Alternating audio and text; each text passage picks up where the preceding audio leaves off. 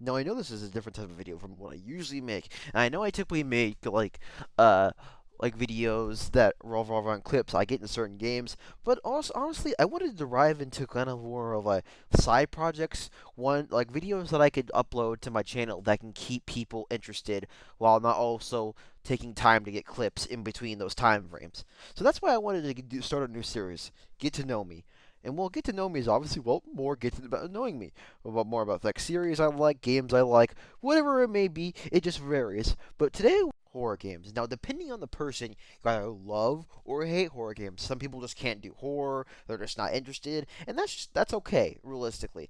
And to be honest, I feel like horror games really just vary to person on whether or not they find it scary because obviously people have different fears and some things might scare them while others might get scared by that. It's just really just a whole different ballpark, really, simply when it comes to horror games. But honestly, I love horror games, and I always have loved horror games, and that's why I wanted to make more or less of a kind of a list of the horror games I love personally. Also, before I even get into this video, I just want to say my list is just completely my favorite types of games. So if you don't agree with them, that's okay. And honestly, if you want to put your top five favorite horror games in the comment section, I am not fully opposed to reading them because that's what I find it interesting is that people have different experiences and tastes, and if everyone just thought the same exact thing, honestly, it'd be really boring. So I am not fully opposed to hearing what you guys think, especially in terms of your guys' list, because obviously horror varies from person to person, what people find terrifying. But honestly, I just wanted to specify that before I was saying like any objective truth or something like that, because I love these games, and honestly, it's okay if you have a different opinion from me. But enough with the dilly-dallying. I really, really, really, really, really hope you guys enjoy this video. It was kind of a thing I had planning in a while, and I'm just getting now to it, and I really apologize for the lack of videos. But either way, I really, really hope you enjoy this, and I'll see you in the next episode of Get to Know Me.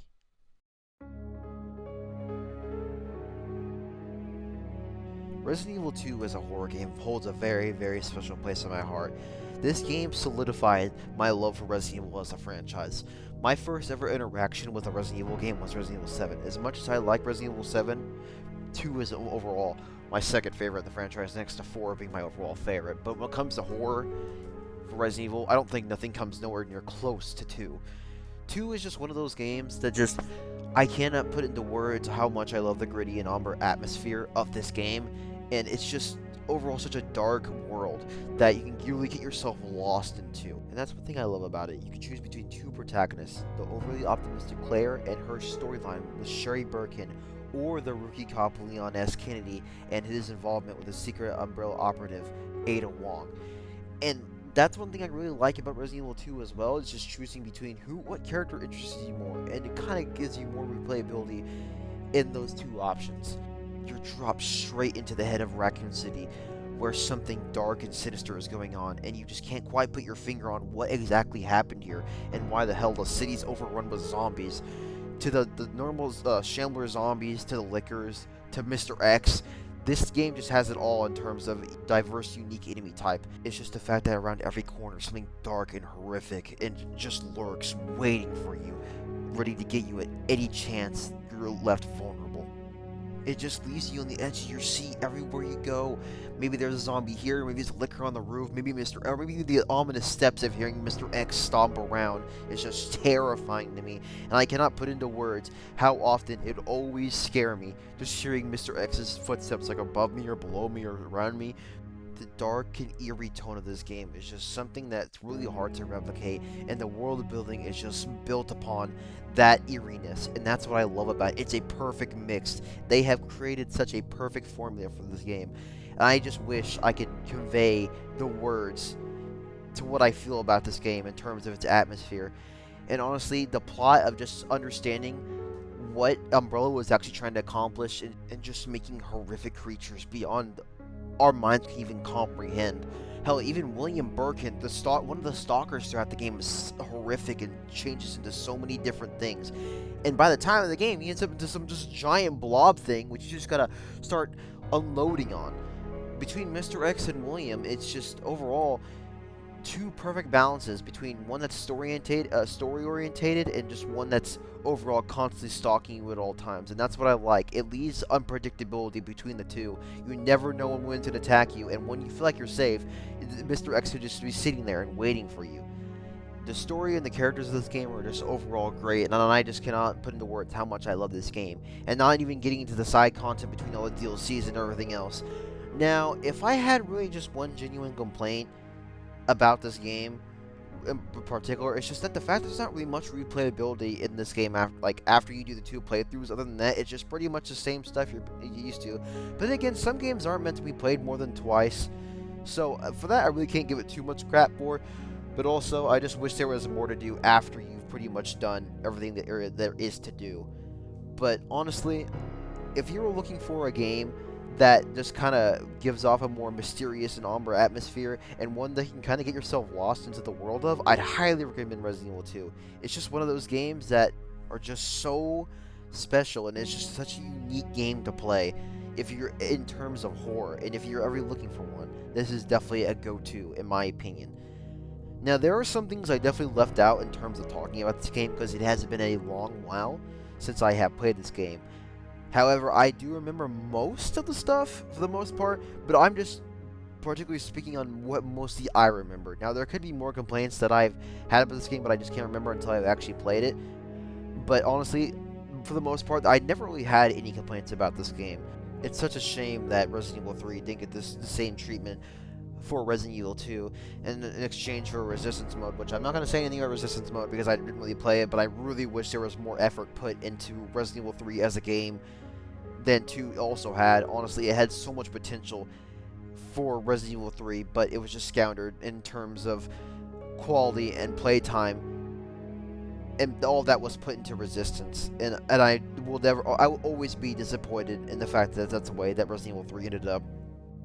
This game is just truly one of a kind, and honestly, if you're wanting to pick this up, you could pick this up with the Resident Evil 3 bundle for about like $20, so you can get 2 for 1, all for just a small price. Resident Evil 2 as a game will always be solidified in my heart as one of my favorite horror games of all time, just because of the gritty atmosphere, the interesting characters, and just overall the dark, sinister tone that this game brings with it. And that's why Resident Evil 2 is my number 5.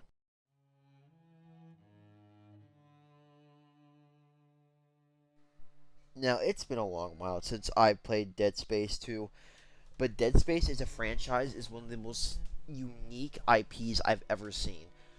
I'm a sucker for something sci-fi related, but when you put these horrific creatures and interesting lore onto the mix of everything else of sci-fi alone, I'm gonna play it. You can't expect me not to play it. Literally, the world of Dead Space 2, or just Dead Space in general, more in particular Dead Space 2, is just so interesting. And the lore around this game is just so twisted and dark, and I love the really sinister atmosphere and ambience that comes with Dead Space as a franchise. And reason why it's one of the reason why it stands out as much as it does. And can we talk about Isaac Clarke? He is one of the most rawest motherfuckers ever. His design is fire. I don't care what anyone says. Isaac Clarke is well written. Not only that, but also has a great character design, and I love his voice acting especially. I just feel he's so realistic in how any of us would react in the situation. Cheap CEC piece of shit. Are you fucking kidding me? Damn it. Alright, I think you get it, but you remember what I said about Resident Evil 2? Yeah, this game's but tenfold. I feel like as if all the time I'm going anywhere in this game, I'm just so uneasy walking through the corridors, knowing at any moment I could probably get just jumped by a necromorph, and just it's so good. It's well-crafted horror, and I'm so sad that EA had shafted a franchise as great as Dead Space. Now, what makes Dead Space 2 my favorite? Between the story, the overall improvement between audio and everything else, literally, I think Dead Space 2 is an improvement upon Dead Space 1 10 times fold. Dead Space 1 is a certified classic, and I am not going to deny that. However, Dead Space 2 just improves on what Dead Space 1 had on its formula. At least in my opinion, anyways. I know people like Dead Space 1 more, and that's okay. I just like Dead Space 2 more personally. Honestly, I just wish that this franchise would return to its former glory. But anyways, not dwelling on that. What thing makes this game so special for me, overall, is just how well crafted each aspect of the game itself is. between the enemy variety and types to the environments that have been well crafted, between the daycare or going back to the Ishimura or just getting thrown right into the mix at the very beginning of it all. Just pretty much, you're left off right after the events of Dead Space 1 after you seemingly think that Isaac Clarke has gotten over Nicole and just the loss that came with the tragedy of Shimura, but in reality that was anything but the case.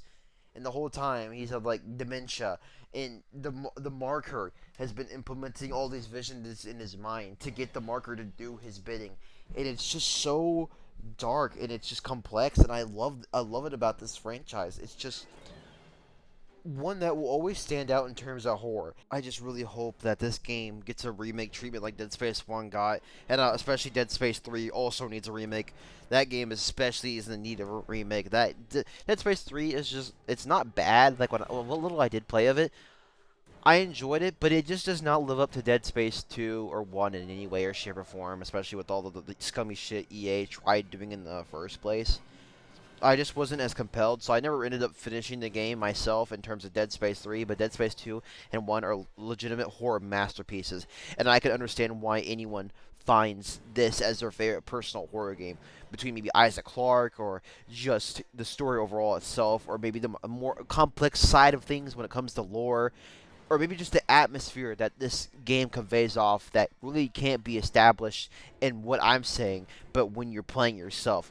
But either way, I could 100% understand this being anyone's favorite game. It is just a perfect, well-crafted game, and that's the reason why Dead Space 1 and 2 as games are classics. And that's why Dead Space 2 is my number 4.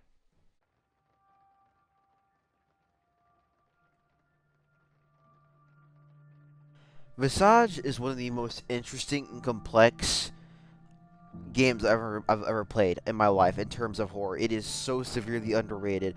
I cannot put into words just how awesome this game is. Basically, the premise of this game is you're living in a house and you're reliving the traumatic memories of the people who lived in there prior to you. This game goes into so many deep topics in terms just about suicide, schizophrenia, bipolar disorder, and just so many other things that you kind of need to experience for yourself in the game. But it goes into a boatload of dark themes and just horrible realities within the world that we live in. And that's what I like about it. It's realistic and it just paints a front of how terrifying living with such mental disorders can be, just living day to day with them. Now the premise is that there's 3 chapters of the game, and each chapter explores a certain character. Chapter 1 being Lucy, which in my opinion is the most terrifying of the bunch. This game is so good at its horror. Lucy being haunted by a demon, which that demon, I'm not sure is actually real, but it's implied that Lucy, as herself, actually has schizophrenia, and we're not sure if maybe metaphorically that demon is what she sees in her mind and tells her to do these horrible things such as eat birds, write in walls, and just ultimately end up killing herself by ripping off her own jaw. The game is so tense and the horror is so well done, built upon the eerie atmosphere and the environment of going from place to place in this small house, and just deep diving into what these people in this house have gone through.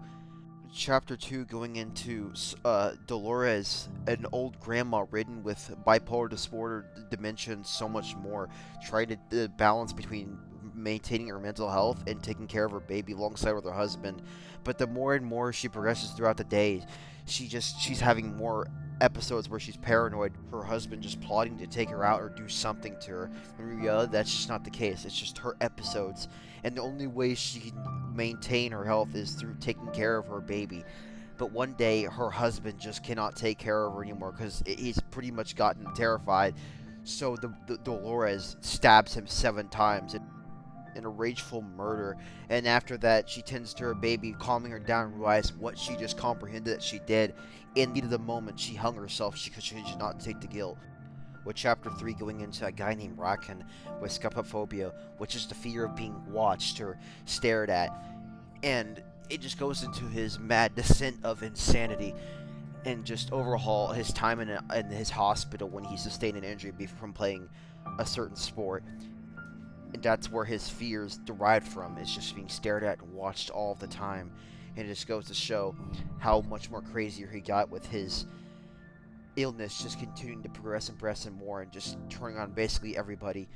And it's just so horrific, and that's what I love about this game, is that with topics such as deep and dark as these mental illnesses that need to be pushed and kind of talked about, this game does not derive from what it's trying to portray, and the dark and gritty topics that it's trying to portray in these chapters, and how much of a struggle it is for people with these mental illnesses to keep living day to day like this, and that we should take care of each other and not let people suffer such instances, because sometimes people just don't shed enough light on these topics, and some people just need assistance, whereas as if they can't speak it for themselves or can't even get none. And that's why I love Visage, just pushing the boundaries of what needs to be talked about. This is why Visage is my number 3rd on this list.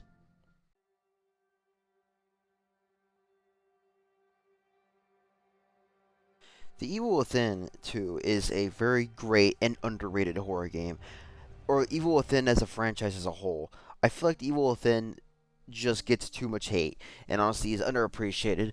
I know back in the day, people have a huge distaste for it when it was trying to be like Resident Evil or something like that, which I disagree with.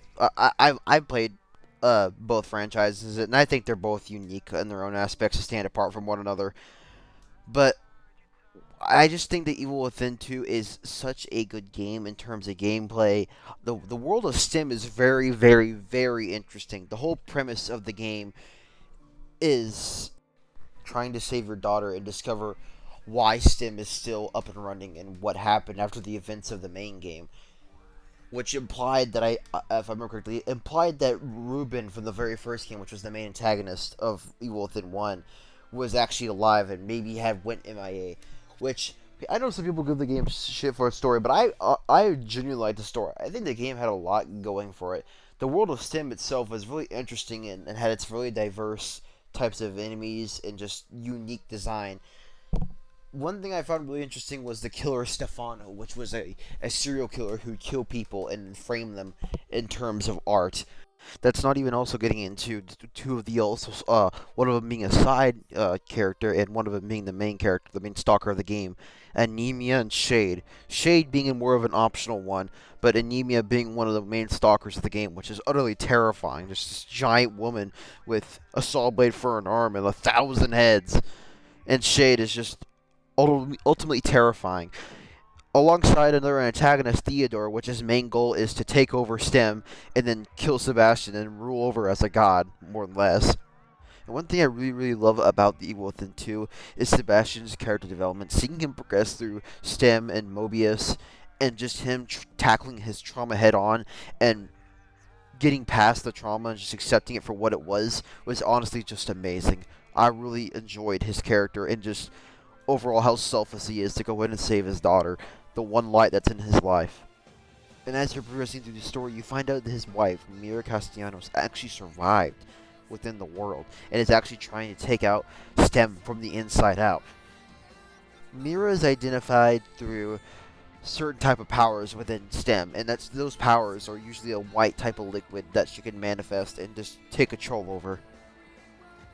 Once discovered, Mira and Sebastian fight, but once after the fight, in the final acts of the end game, they say their goodbyes to one another, and with this heartfelt goodbye from Mira and Sebastian, Mira sacrifices herself to destroy STEM from the inside out, just so that Sebastian and Lily could leave and live normal lives together instead of suffering such horrific things no one should ever go through. And I love that Sebastian, no matter how throughout this dark universe and how twisted it may be, was still willing to go as deep and dark into STEM once more to save Lily. And that act of selflessness and love is just so good. It just fits Sebastian as a character as a whole. And I am one big lover of this game, and I am really mad it's underrated as it is. And if you were wanting to try Evil Within 2, I'd highly recommend getting it. You can get Evil Within 2. You don't have to necessarily play 1, but I would recommend playing 1. But you can get 1 and 2 for really, really cheap. For just such a great game. But yeah, I think Evil Within 2 is one of the most underrated horror games out there, and that's why it's my number 2.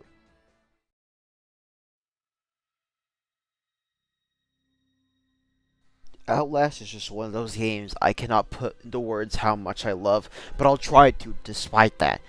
Outlast 1 is a game truly of its time, and it still holds up even today. It is one of the most iconic horror games of this generation. And this game, some games probably wouldn't even exist if it wasn't for Outlast 1. Its impact on the horror genre as one of the game giants is just such an iconic game for so many reasons. This game conveys off a feeling that just I don't know how to explain it, but the feeling of the game itself is just so awesome. I just love the whole dark and gory atmosphere of this game, and there's just bodies scattered around, and you're dropped in to this game with the mystery of Mount Massive Asylum and what actually was going on here. Playing as Miles Upshur, an investigative reporter, trying to figure out and put the pieces together on what unfolded in this horrific place. And as you're trying to discover and fit the pieces together what actually happened here, you have mysterious and crazed inmates trying to kill you along the way. Be it from the normal inmates that have been tormented and disfigured, or Chris Walker, or maybe even Traeger, or hell, even the Wall Rider, and not to mention some of the side enemies that come with the DLC itself. With the lore being kind of hard to understand about this game, but you could also kind of put two and two together of how these experiments that the Murkoff Corporation was behind all of this, and just how it ended up messing up with these inmates and just turning them into monsters that aren't even recognizable to be human, and just lost any sense of morality or humanity that was once with them. And the atmosphere and the environment just speaks for itself. The world building that was established upon that Massive Asylum is so interesting, and I just love seeing kind of an idea, or kind of like trying to interpret an idea of what happened in these certain scenarios that go on through Mount Massive Asylum. The goal is to uncover what happened in the asylum and just piece together what you can write for your story as a reporter, but you know things are going to shit the moment you see a swinging body hanging through a door, and through on there you have to get out. But unfortunately, the Chris Walker throws you through a window and you have to cover your way out, while a priest wants you to understand what actually happened here himself instead of just you getting out to begin with. It's just such an interesting concept for a game, and just seeing how the events folded into this game, which was based off a real asylum, by the way, and seeing their interpretation of a horror game on it was such a great idea, and I just cannot establish how much I love this game. This is my overall favorite horror game of all time. It is just one of a kind game. I'm so excited for one of the third and final entries of this game, if we ever do getting one, and not including Outlast Trials, because Outlast 2, in my opinion, while albeit good, it just failed to live up to Outlast 1 and how good of a game it actually was. Of course, not saying that Outlast 2 was a bad game, because Outlast 2 was a great game. It just failed in comparison to Outlast 1. It just kind of lives in its shadow. And I think I'd rank Outlast 2 to be the bottom of the list compared to Trials. But that doesn't mean any of these games are bad, because there is not a singular bad Outlast game, in my opinion. I think every single one of them stands apart on their own and is unique to its own right. They're just so good. And honestly, I hope that for the final trilogy, we at least get some side spin-offs or something to hold us over for the mix of what comes with the future of Outlast, or hell, maybe even a new IP.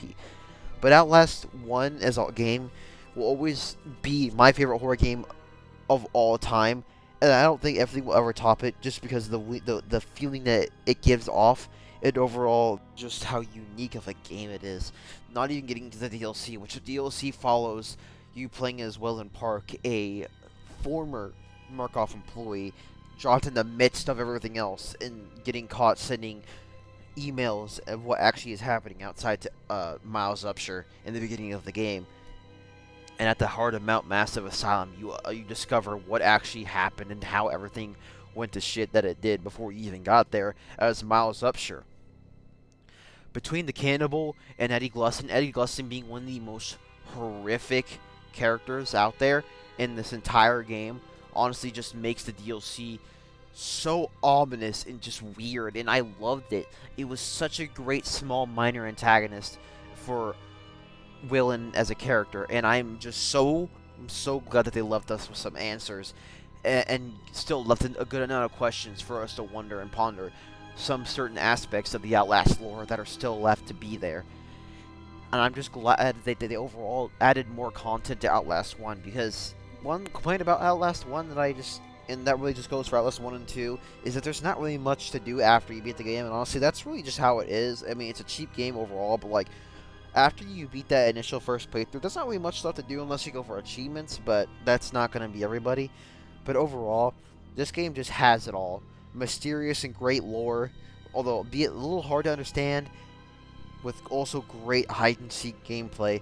This game conveys off helplessness to such a great level.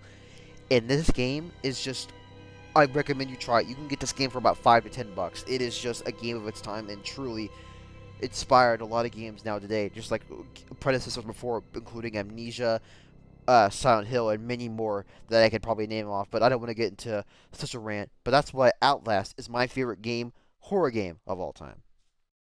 Man, that was quite the yap session. But also, I just wanted to say right before this video ends, to two honorable mentions to games that just barely didn't make the list that I wanted to include anyways. I'm not going to talk about them too much. I'm just going to list them off. One being Amnesia, the original trilogy, The Dark Descent. Really, really great game. And honestly, you should go check that one out too. And also Alien Isolation, just an unpredictable game with some of the greatest AI I've ever seen in terms of a horror game. I'm really grateful if you made it to this far in the video, and I really hope you enjoyed this, because this was my first type of video like this, and I also made it in like kind of like one day. So yeah, we're kind of going along the way and making it like that. But honestly, if you really did enjoy this video, consider leaving a like, or even coming back for that matter. You don't have to, but I really do appreciate it, as I'm slowly but surely growing, and I could really use your support. I really, really thank you for watching this video, and honestly, I'll see you probably in the next episode of Get to Know Me.